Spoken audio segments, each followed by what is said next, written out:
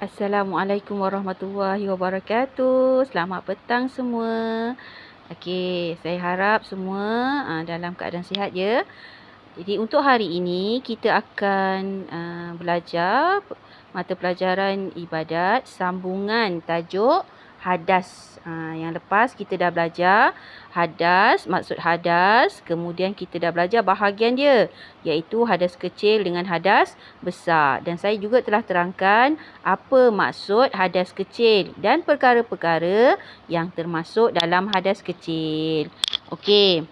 Untuk yang hari ini pula kita akan sambung pengertian hadas besar dan juga perkara-perkara yang menyebabkan hadas besar. Okey. Jadi kita lihat dahulu maksud hadas besar. Okey, dekat sini saya nak awak sama-sama baca bersama-sama dengan saya. Okey, hadas besar ialah keadaan tidak suci pada diri seseorang yang menyebabkan ia diwajibkan mandi jika hendak melakukan ibadat seperti solat, tawaf, menyentuh atau membawa Al-Quran. Okey, jadi maksud hadas besar ialah keadaan tak suci. Sama jugalah macam hadas kecil.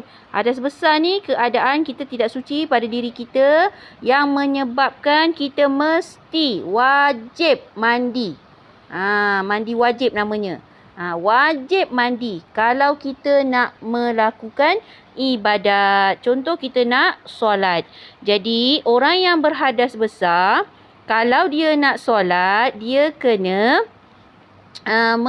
melakukan mandi wajib. Jadi contoh kat gambar tepi tu.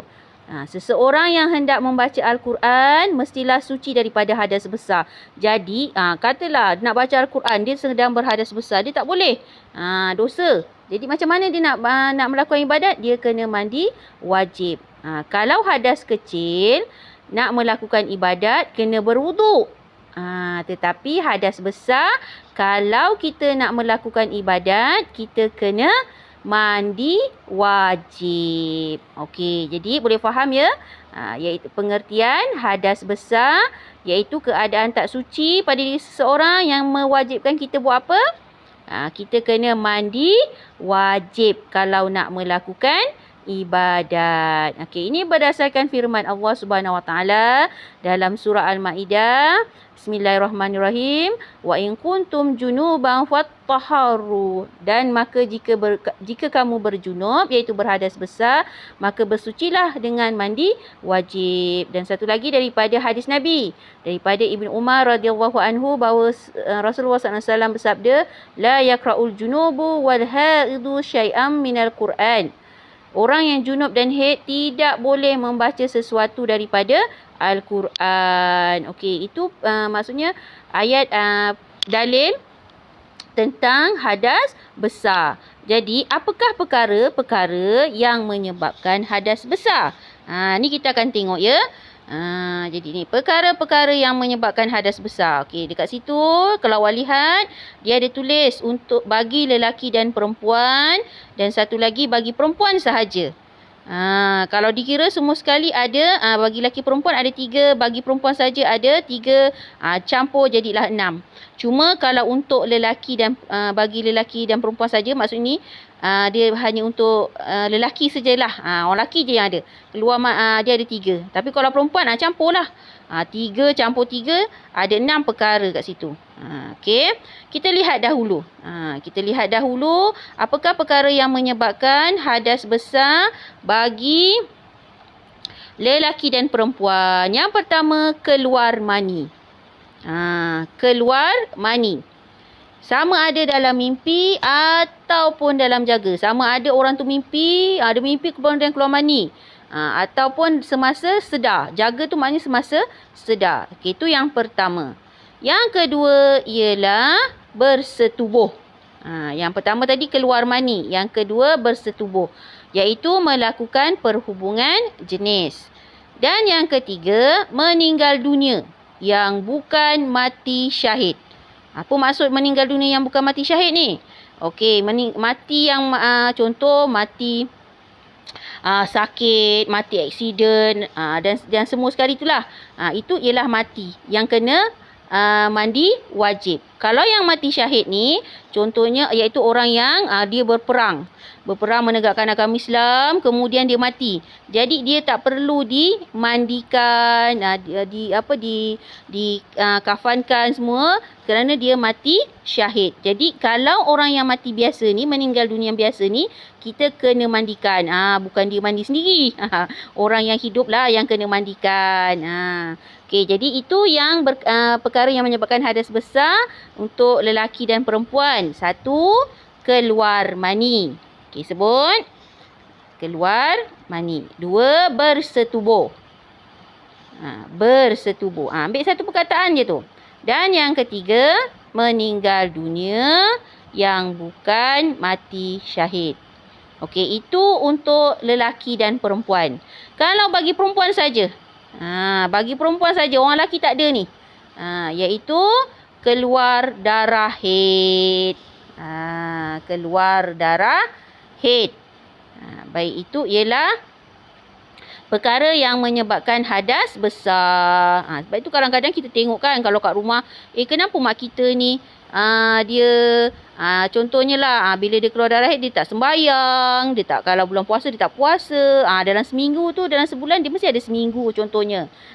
Dia tak sembahyang semua. Kenapa? Sebab dia berhadas besar, keluar darah haid. Jadi katalah dah kering nanti, dia perlu buat apa?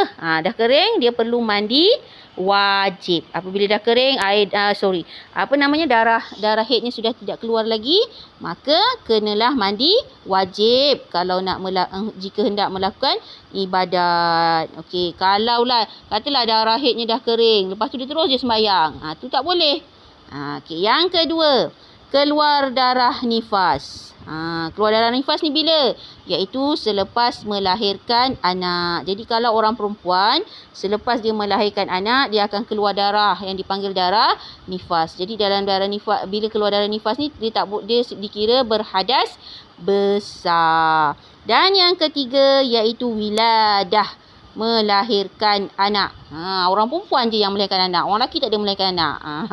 Sebab tu kena kat sini tengok bagi orang perempuan sahaja. Jadi bila melahirkan anak, maka orang perempuan tersebut sudah dikira berhadas besar. Jadi dia perlu mandi wajib. Perlu mandi wajib. Jadi ini perkara yang menyebabkan hadas besar. Ada 3 yang untuk lelaki dan perempuan, dan ada 3 juga untuk perempuan sahaja. Ni kalau ditanya berapa perkara yang menyebabkan hadas besar, kalau campur semua ada 6. Okey, kalau kita dibahagikan untuk lelaki dan perempuan, kemudian bagi perempuan saja ada 3. Jadi kalau kat sini lihat ulang semula. Yang pertama, keluar mani, bersetubuh, meninggal dunia yang bukan mati syahid, kemudian keluar darah haid, keluar darah nifas dan juga wiladah.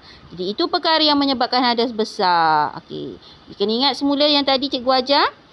Apa itu hadas besar? Keadaan tidak suci pada diri seseorang yang menyebabkan dia wajib mandi.